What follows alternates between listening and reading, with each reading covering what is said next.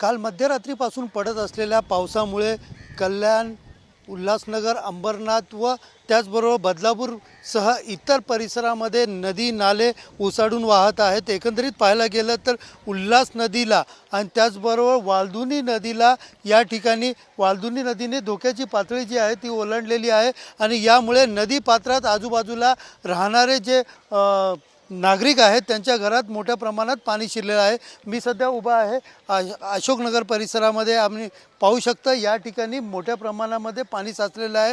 हा वालधुनी नदीच्या किनाऱ्यावरती असलेला अशोकनगर, छत्रपती शिवाजी नगर असे दोन मोठमोठ्या वस्त्या आहेत आणि या वस्त्यांमध्ये मोठ्या प्रमाणात पाणी साचलेले आहेत। आपण पाहू शकता या ठिकाणी माझ्या पाठीमागे मोठ्या प्रमाणात जे आतमध्ये राहणारे नागरिक आहेत त्यांना बाहेर पाणी जाण्याची वाट पाहतात। ते एकंदरीत या ठिकाणी पोलीस यंत्रणा असेल, त्याचबरोबर प्रशासन असेल, महानगरपालिका असेल यांच्याकडनं या ठिकाणी सूचना दिल्या जात आहेत की कामाशिवाय पाण्यामध्ये म्हणजे पाण्याच्या ज्या ठिकाणी आपण राहतात त्या ठिकाणाहून तुम्ही सुरक्षित ठिकाणी जावे आणि त्याचबरोबर मुसळधार पाऊस असला तर कामाशिवाय आपल्या सुरक्षित घरातून बाहेर निघू नये आणि त्याचबरोबर पाण्यामध्ये देखील या ठिकाणी पोहण्यासाठी किंवा इतर कुठल्या कामासाठी जाऊ नये अशा प्रकारच्या सूचना ज्या आहेत ते या ठिकाणी प्रशासनाकडून दिले जात आहेत।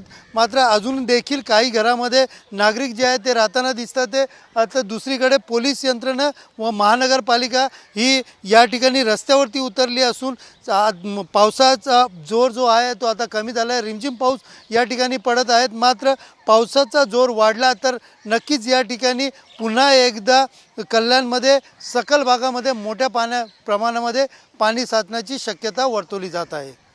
कॅमेरा पर्सन चरणसह सुनील जाधव, TV9 मराठी, कल्याण।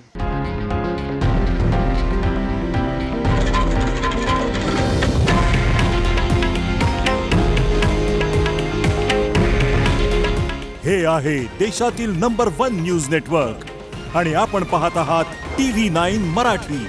काळजी तुमची, हित महाराष्ट्राचं।